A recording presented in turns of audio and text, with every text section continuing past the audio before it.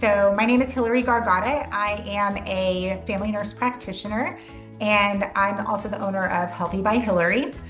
The Healthy by Hillary is a functional wellness practice where I focus on treating patients with metabolic disorders and hormone imbalances.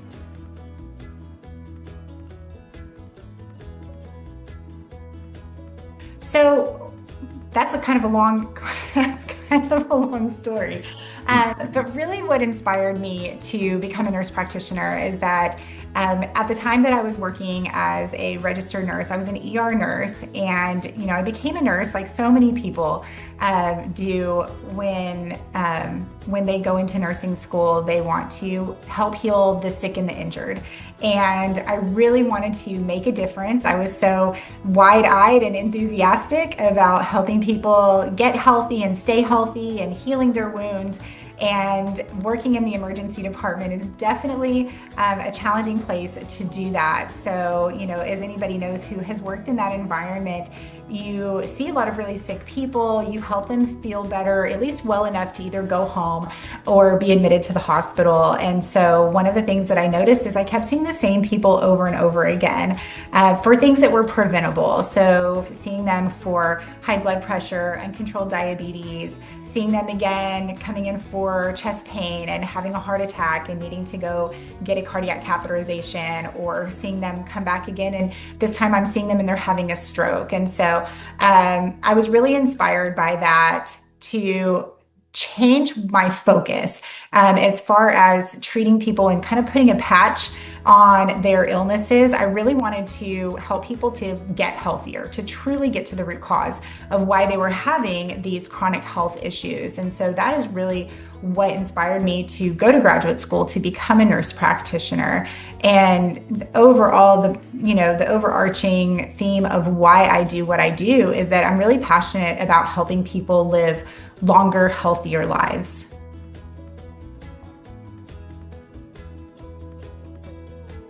My approach to all of my patients is really one of partnership.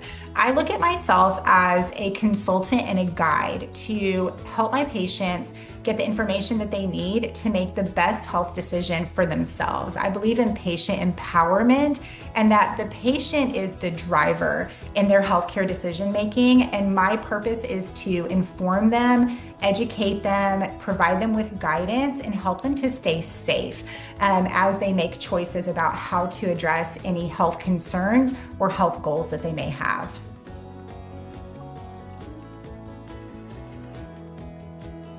Oh man, the most rewarding thing to me is when I see somebody back in the office for a follow-up visit and they feel so much better. They're functioning better. They're waking up feeling good. They're sleeping well. They're having clear thoughts. They're able to do their job and perform as maybe a parent or a spouse and really living their fullest life. And when I see them come back and the discomfort and pain that they were suffering before is now gone, that's what's really the most rewarding thing for me.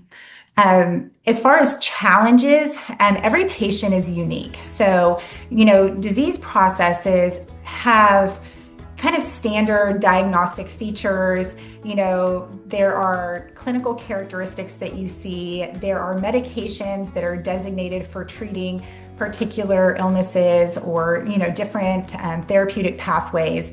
But every patient is different. And so every individual comes in with their own set of ideas, preferences, beliefs and values when it comes to their health. And so I think the biggest challenge is that there's no one size fits all plan for every single patient. And so really meeting each patient where they are and creating a plan for them that is effective and safe, but also unique to their particular preferences, values, and needs. I think that that's probably the most challenging thing.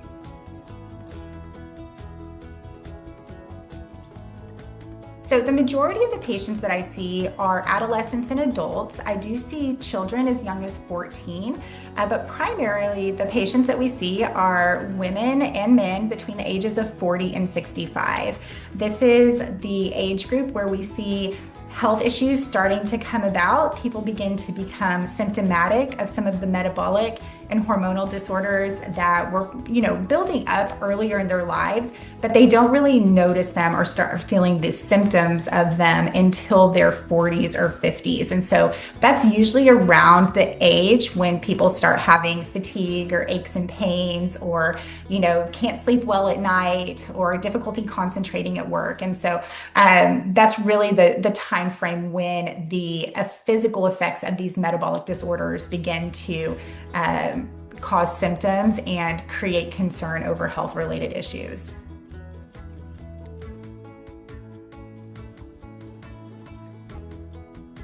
So I think that my clinic is unique compared to others for a few reasons. One of them is that we put the patient relationship first. That's the most important thing to me in serving my patients, is that we have an established relationship based on trust. I want the patient to trust me that I'm going to be able to give them accurate, timely, and safe guidance. And, I want to be able to trust that my patient is going to be able to be open with me and share personal health information that may be sensitive or cause embarrassment or concern. So having that relationship is really important to get an accurate assessment of what's really going on with your patient. And so I spend a lot of time with my patients.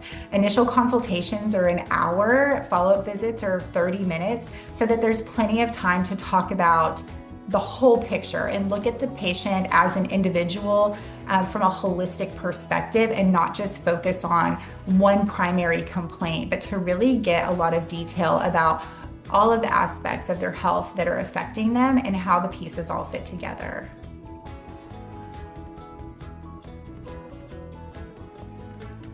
So during your first visit at Healthy by Hillary, the first thing that you're going to see when you walk in the door is my receptionist, Rachel. She's amazing. She has the sweetest disposition. She's so kind and so helpful. And immediately people are set at ease and made to feel comfortable when they walk in. So that's the first experience that they'll have when they walk in. The office doesn't look like a traditional doctor's office. We have comfortable furniture, nice wall hangings.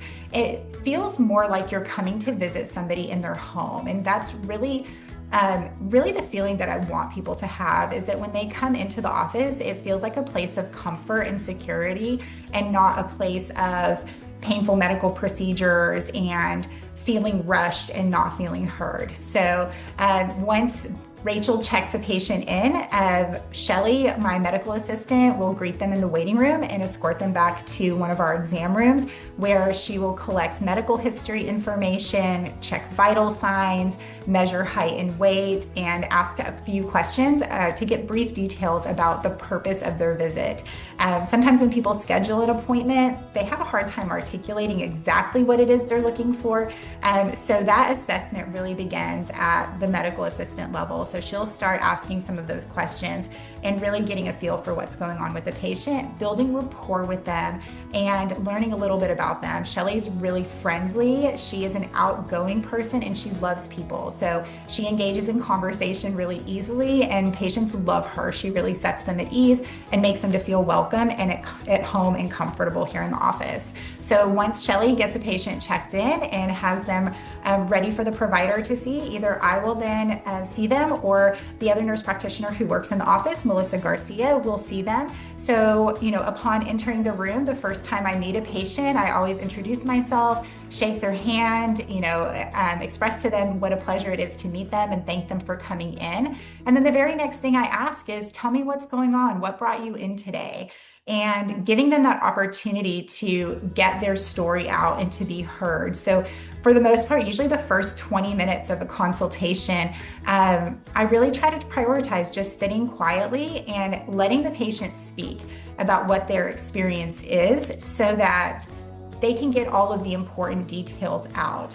One thing that I learned a long time ago is that your patient will usually tell you what's wrong with them if you just stay quiet and listen for long enough. So that's what I do. I want to make it easy for them and easy for me. So I let them talk, and before I ever pick up a stethoscope, ask them a question, make any suggestions about a treatment plan. I really just want to hear their story. And then depending on what brought them in after that, they'll undergo a physical examination based on whatever their particular concern is. And then if laboratory tests are necessary or any treatments in the office are necessary, after the physical exam is when that would take place. Now, we do draw labs in office. We offer that as a convenience to our patients so that they don't have to go to an outside laboratory for blood draws. And we also do point of care testing in the office, like testing for flu, strep, and COVID. This time of year in Texas, when kids start to go back to school, that can be a real benefit for people to be able to come in and get those tests pretty quickly. So that's what that would entail. Once the visit is completed, or once I have a diagnosis and have a suspicion for what is going on, I'll discuss in brief summary to the patient what my suspicions are and outline a treatment plan based on what I suspect.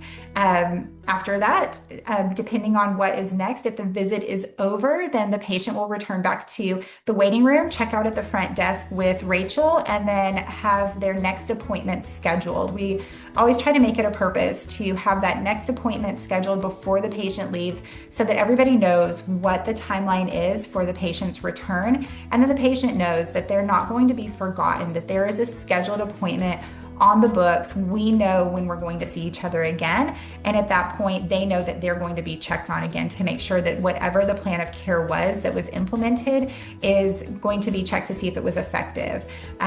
So that's really kind of like a basic walkthrough of what it would be like as a patient coming into the office.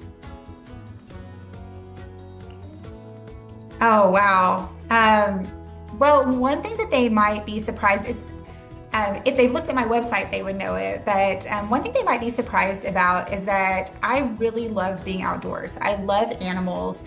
And my husband and I have a farm about 20 minutes from where my office is located. And that's kind of my area that I like to go to on the weekends for peace and quiet and connection with nature and connection with animals. I am an avid animal lover, and right now I have 3 dogs and 4 cats. I have 2 horses, a mule, and I think 8 chickens. So is how many we've got going on right now. So I love playing farmer on the weekends. It's a lot of fun. It is hard work, but it's really relaxing. And so it kind of gives my brain a different activity to focus on when I'm stepping away from my clinical role. One topic or tip that, this isn't going to be something that is some miraculous new supplement, medical intervention, some biohacking, cutting edge thing. But I think that the most important thing to an individual's overall health and day-to-day functioning is getting a good night's sleep. So, there's an old saying, early to bed, early to rise makes a man healthy, wealthy, and wise. I'm sure I butchered that. I'm sure that I don't even remember who said that, but it's something that is true, that you can't function at your best, you can't feel your best, and you cannot optimize your health without adequate restorative rest. And so I think that that's probably something that everybody can do that costs them nothing additional, that can really improve their health and their overall functioning on a day-to-day basis. So thank you so much for joining me and checking out this video. I really appreciate the opportunity to connect with you. This is a great way for me to connect with a lot of people all at one time. And if nothing is important to me, one thing that is more important than anything else is helping people to live longer, healthier lives. So until next time, thank you so much for watching, and I'll see you again soon.